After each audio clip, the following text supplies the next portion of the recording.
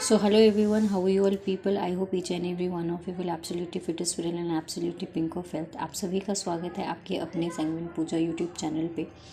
और आज हम बात करेंगे how to solve sitting and puzzle within time. ठीक है, पॉइंट नंबर 1, सबसे पहले जो मैंने गलती की थी वो गलती आपको बिल्कुल भी नहीं करनी है। वो ये है कि 2019 से मैं प्रिपेयर कर रही हूँ। I am preparing for the banking examination 2019 and initial phase में मेरे 3.5 साल तक प्री नहीं निकले थे, 3 या 3.5 साल तक प्री नहीं निकले थे। अब उसके बाद से मैं तब से लेकर अब तक मेंस में अटक रही हूँ। ठीक है, जो मैंने सबसे पहले गलती करी थी वो ये था कि मैंने डायरेक्ट पजल बनाना शुरू कर दिया था। मुझे रूल्स भी नहीं पता थे, कॉन्सेप्ट्स भी नहीं पता थे, मुझे कई चीज़ों के कॉन्सेप्ट्स पता नहीं थे, डिटेल में पता नहीं थे। तो सबसे पहला पॉइंट है कि कॉन्सेप्ट्स, इनफैक्ट हर एक चीज़ में, आप इंग्लिश के लिए प्रिपेयर कर रहे हैं, आप रीजनिंग के लिए प्रिपेयर कर रहे हैं, आप जीए के लिए प्रिपेयर कर रहे हैं, जीए में तो क्या पढ़ना ही होता है, अगर आप उसकी क्वांट की प्रिपरेशन कर रहे हो तो भाई साहब कॉन्सेप्ट बिल्डिंग बहुत ज़रूरी है। कॉन्सेप्ट पता होना चाहिए, वो भी डेप्थ में, पूरा पोस्टमार्टम करना आना चाहिए आपको। सो आपको ये करना है। ठीक है, दूसरा पॉइंट क्या है, उस कॉन्सेप्ट करने के लिए मैंने जैसे कि बताया था, मैं तो देखो ये पुनीत सर को फॉलो करती हूँ। अगर आप किसी और टीचर को फॉलो करते हैं तो सबसे पहले रूल्स कॉन्सेप्ट ये सीखना बहुत ज़रूरी है। और पुनीत सर का एक वीडियो है, एक नहीं बहुत सारे वीडियोज़ हैं bro, 100 rule of sitting puzzle, golden rule by Puneet sir, ये सब आप सीखिए सबसे पहले। ठीक है, 100 rule of sitting puzzle, sitting and sitting, ठीक है, ये सब आपको देखना है, गोल्डन रूल देखना है सब। तो बेसिकली पॉइंट इज़ दैट कि आपको रूल सीखना है कि आपको पज़ल कैसे सॉल्व करनी है, क्योंकि कई बार इनसाइड आउटसाइड कैसे सॉल्व करना है, ईस्ट एंड वेस्ट का क्या कॉन्सेप्ट होता है, बिहाइंड का अहेड का क्या कॉन्सेप्ट होता है, you need to learn first before solving any puzzle और सिटिंग। ठीक है, सो आपको ये सीखना पड़ेगा। हमारा जो तीसरा पॉइंट ये है कि जब हम पज़ल सॉल्व करते हैं तो हमें लगता है कि भैया हम तो तुरंत खान है और एक ही बार में हम मेंस की पज़ल बना लेंगे, प्री की पज़ल बनाने के लिए। ऐसा बिल्कुल नहीं होगा।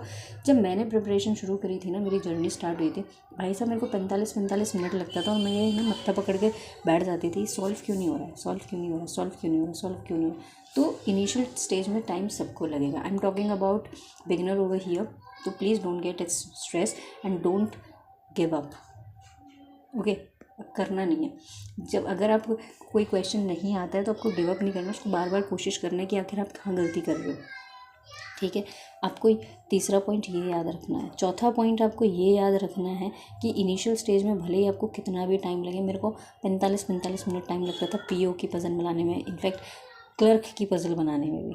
आज वो टाइम जो है 3 मिनट 4 मिनट पे, और कई बार तो कोई तो ऐसी होती है 1.5-2 मिनट में ही बन जाती है, 1.5-2 मिनट में ही बन जाती है। तो इसके लिए आपको प्रैक्टिस मांगता है bro, you need to do practice, you need to do lot of practice, क्योंकि अगर आपको इस रेंज में आना है तो।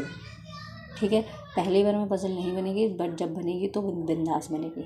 तीसरा पॉइंट आपको ये याद रखना है। चौथा पॉइंट आपको ये याद रखना है कि जब आप पज़ल सॉल्व करोगे ना पीपल, तो आपको जो भी इन्फॉर्मेशन उसमें लिखी होगी आपको ऐसी भाषा में लिखनी है जो आपको समझ में आए, आपके सामने वाले को समझ में आए। आपको ये नहीं दिखाना है, आपको समझ में आनी चाहिए, और ऐसे लिखना है कि आप उस पॉइंट को ग्रैस्प कर लो एक बार से।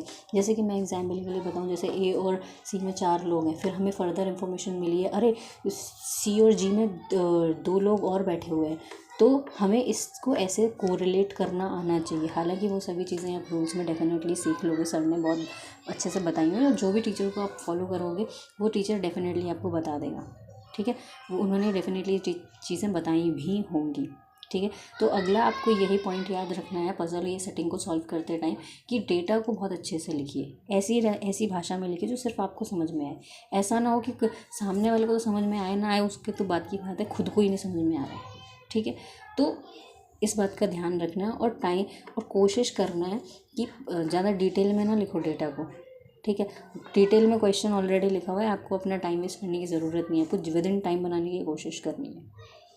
ठीक है, तो ऐसी लैंग्वेज में लिखना जो खुद को समझ में आए।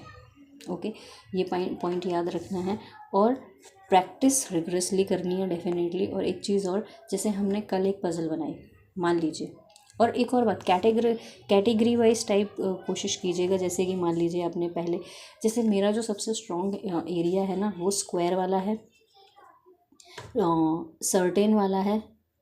मेरा जो स्ट्रॉन्ग एरिया है स्क्वायर है, सर्टेन है, फ्लोर है, डेट और मंथ है, डेट मंथ है, ये है, ईयर वाली है ना। और मैं सबसे ज़्यादा फंसती पता कहाँ हूँ? डबल रो में मैं फंसती हूँ, कई बार फंस जाती हूँ मैं। ठीक है, सर्कल हो गया है ना, फ्लैट हो गया, मैं फिर उसके बाद बट फंसती हूँ फ्लैट में। तो जो भी आपका वीक है, जैसे आपने मान लो स्क्वायर किया है तो आपको उसकी प्रैक्टिस कम से कम जैसे कल आपने, आज आपने स्क्वायर का क्वेश्चन सॉल्व किया, आपको कल भी वही क्वेश्चन सॉल्व करना है, और वो क्वेश्चन सॉल्व करने के बाद आपको फिर दूसरे क्वेश्चन पे स्विच करना है। ठीक है, ऐसे करना है। फिर अगर आपने सर्टेन का किया है, आज सर्टेन का किया है, तो पहले सर्टेन का रिवाइज करना है, उसके बाद सर्टेन का दूसरा क्वेश्चन पिक करना है। ऐसे आपको प्रैक्टिस करनी है गाइज, एंड आई होप आपको मेरी बात समझ में आ गई होगी।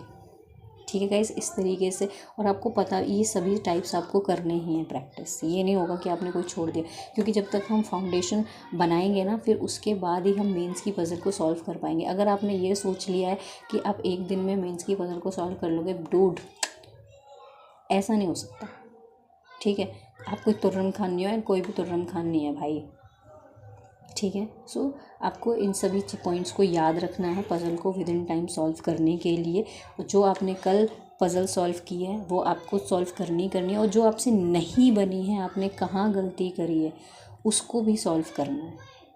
ठीक है, आई होप आप लोगों को मेरे सारे पॉइंट्स क्लियर हो गए होंगे। इसके अलावा आपको कोई भी बात मेरी समझ में नहीं आती है तो आप कमेंट सेक्शन में आप मुझसे पूछ सकते हैं। I definitely give you the answer of your questions. And अब तक की वीडियो पे बने रहने के लिए और मुझे सुनने के लिए आप सभी का तहे दिल से शुक्रिया। Thank you so much. मिलते हैं अगले वीडियो में।